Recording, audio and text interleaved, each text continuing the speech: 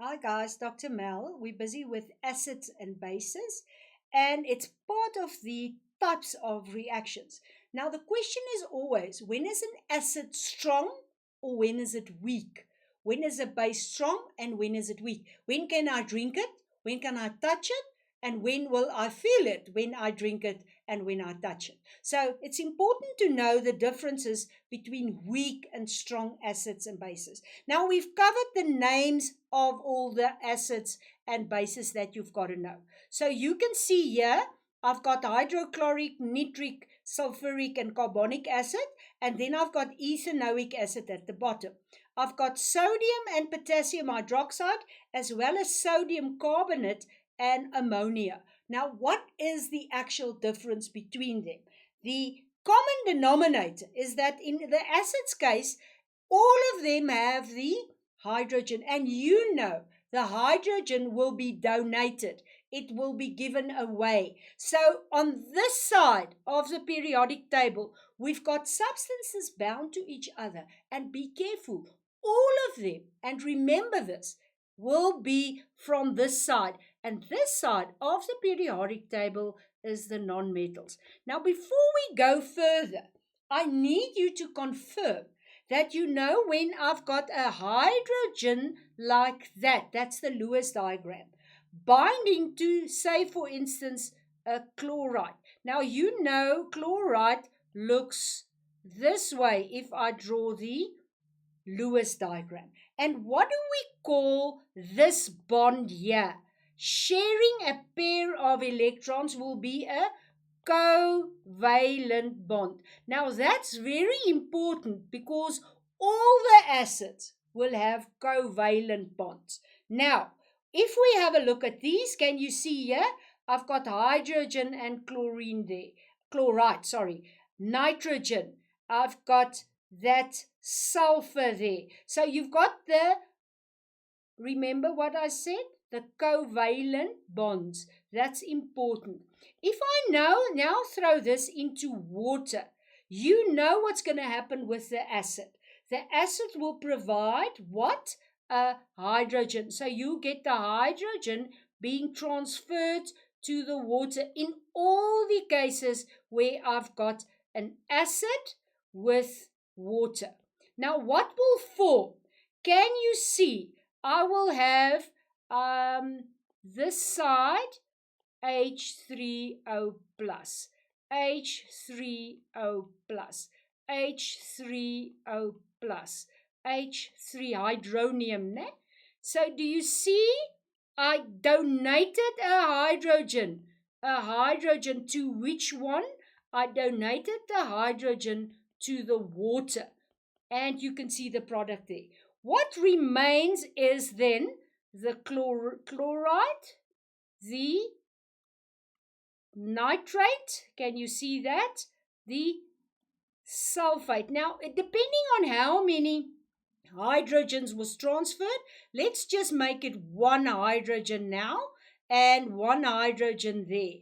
So the charge will be a negative, and here I'll have the acetate group.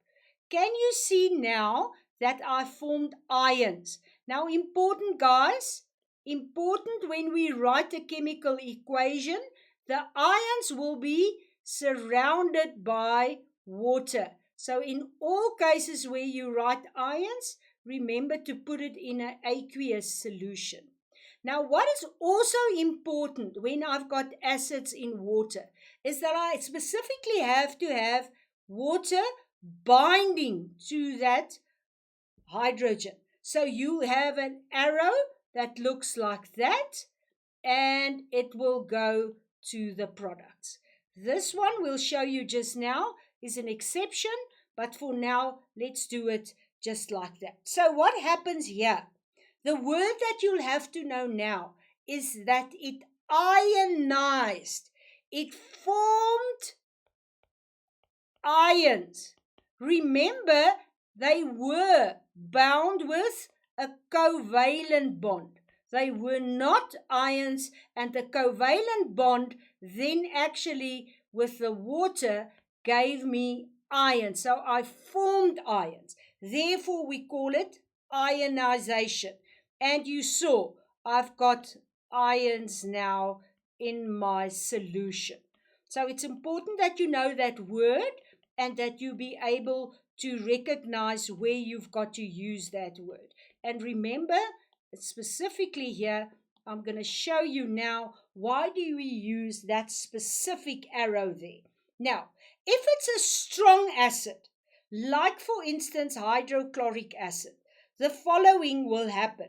You will find that the hydrogen will be given off by the strong acid to the water. Let me do that in a different color. So what we have here is that hydrogen will bind to the water and form hydronium. Now, because this is a strong acid, we need to recognize a strong acid will act differently than a weak acid. So when I have a strong acid, I start my reaction with, I'm going to rewrite this so that you can see I do this in a table. I'm going to start off with, let's say, 100 of the HCl. It can be mole. You've done that already. And I will need 100 water. I will have none of the hydronium and the chlorine in the beginning. When they start reacting, you know that this hydrogen will be transferred there. You can see it will form the hydronium, and that chloride will be forming that ion there. When it starts reacting, it will go 1, 2, until I've got all 100. I will end then with 0 HCl, 0 waters, and 100 of these each. Now, why is this 100? Because it's a 1-to-1 ratio. Do you see one of these bound to one of these to form one of these and one of those? So what you find when you've got a strong acid, and that's the word that you've got to know, a strong acid will ionize completely. That's the emphasis here. Completely. All of the 100 will go to be an ion.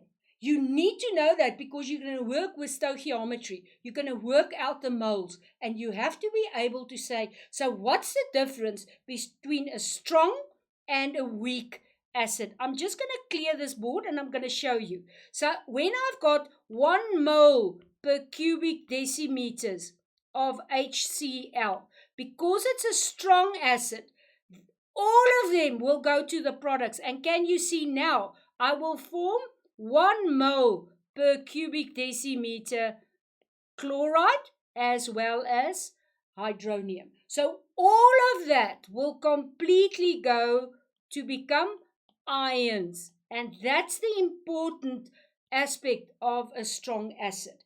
Therefore, if you've got a strong acid, you'll always have a high concentration of hydronium.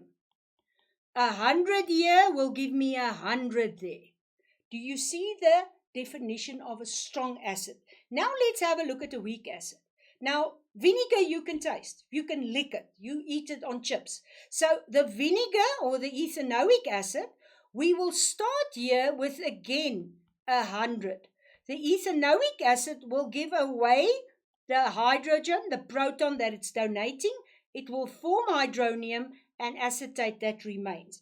It is in actual fact a covalent bond here, and it will ionize.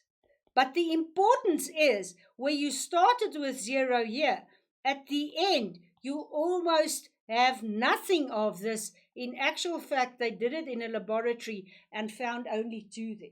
Now, if 2 of these went that side, how many will remain of the 100? Well, you can do the calculations. You'll see 98 will remain as vinegar.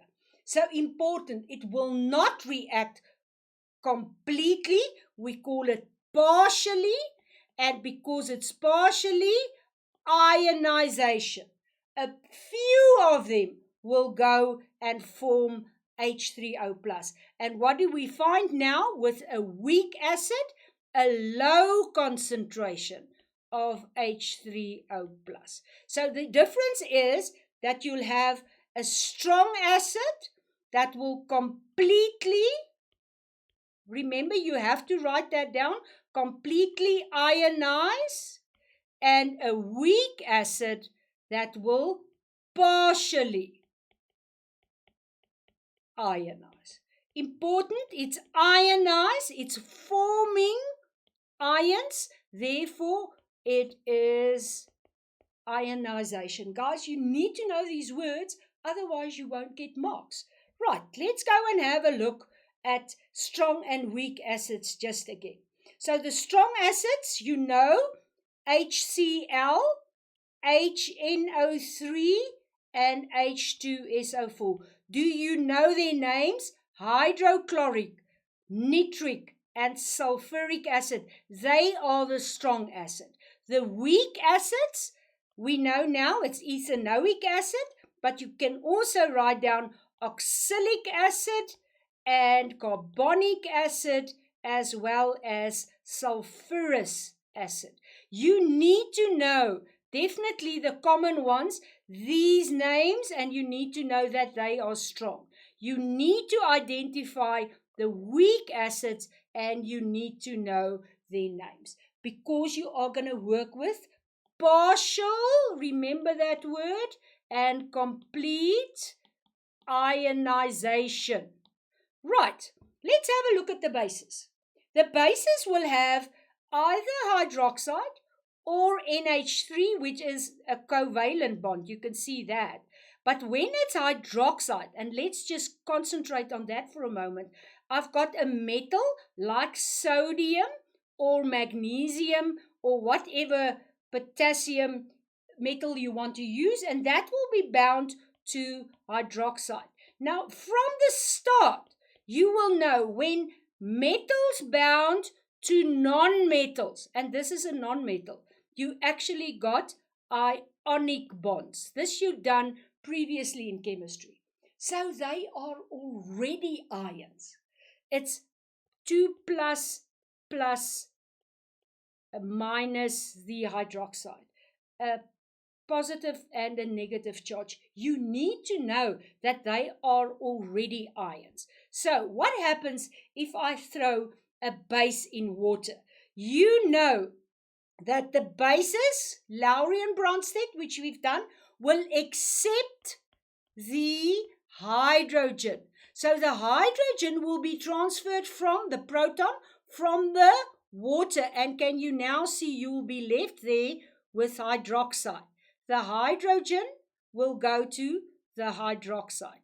And what you'll find now is that you get the potassium and the sodium that will be left there. So what will happen? In actual fact, this sodium hydroxide will be ions already, and they will just dissociate. Have a look at this. Potassium, already an ion.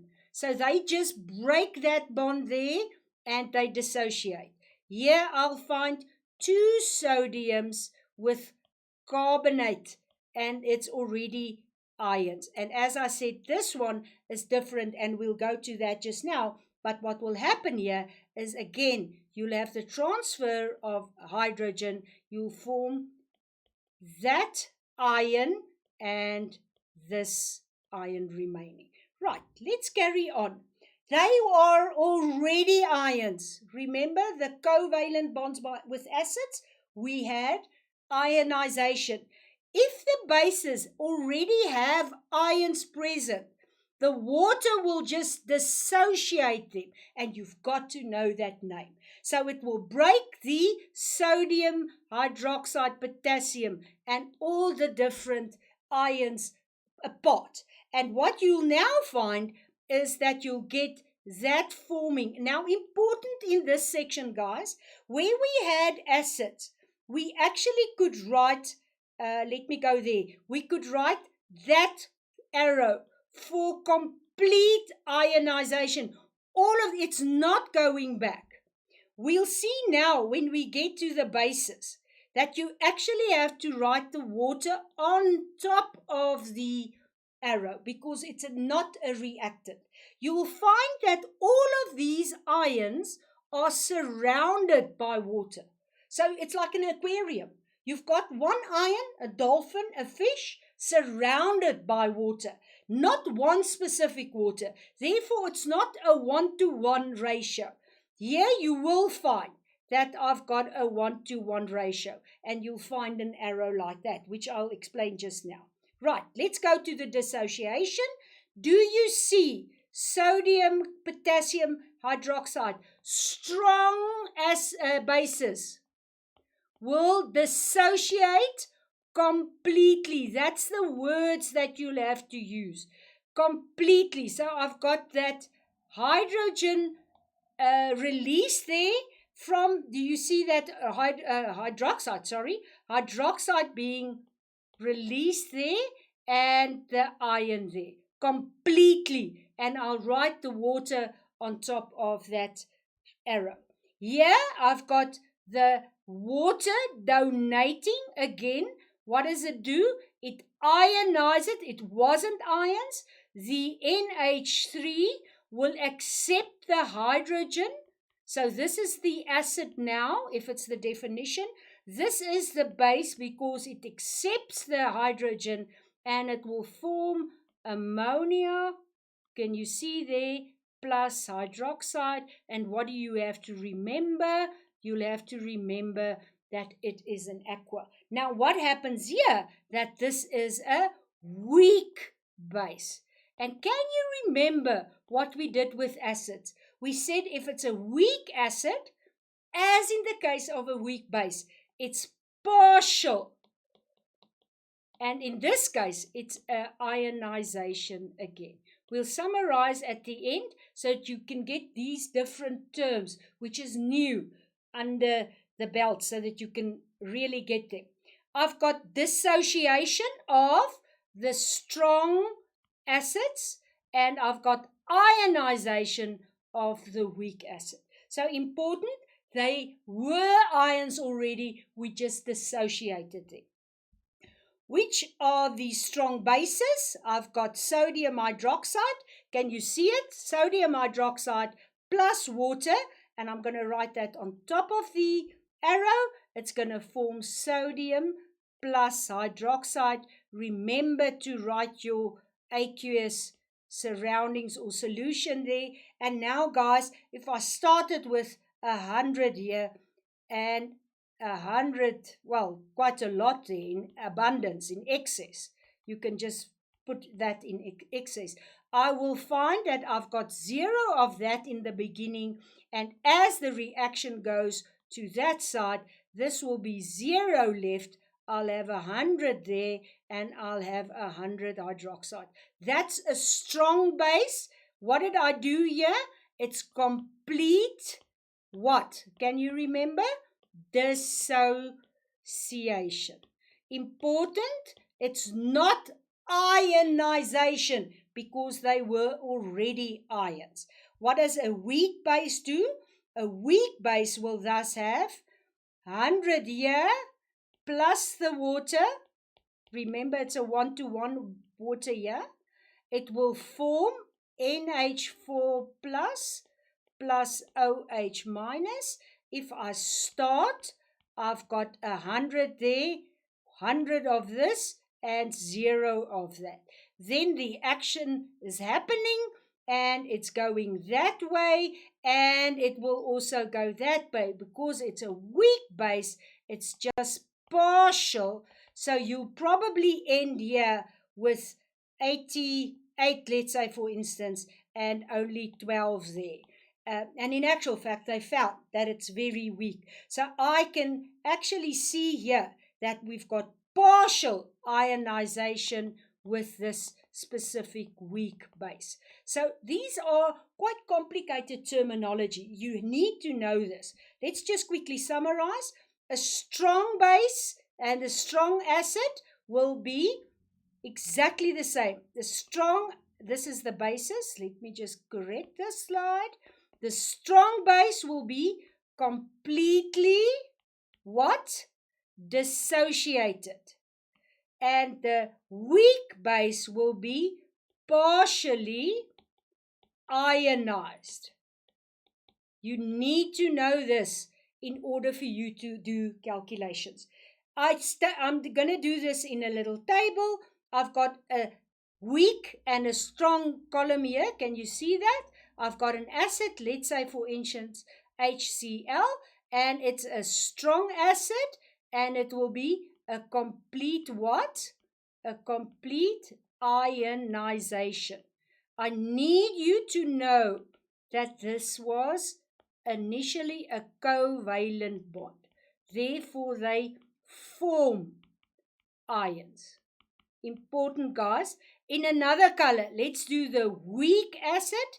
The weak acid is ethanoic acid, and you know it's partial ionization. Important to know that, and as soon as you've got the grasp, you will be able to have that in your memory. Bases a little bit different. These have mostly ionic bonds. They already ions. And the strong bases that we have is, for instance, sodium hydroxide. They will completely do the dissociation. And then the weak base, you know, we had NH3, which will form NH4+, and that will be a partial ionization. You need to know this, otherwise you're going to have problems. And then what happens? You'll see that strong acids will have a pH of 0 to about 1. A strong base will be at the other end. Remember, our pH scale works from 14 to 0. So at this bottom end here, I've got the strong acids. The strong bases are here at this end. So it's usually about 14. It's 13 and 14.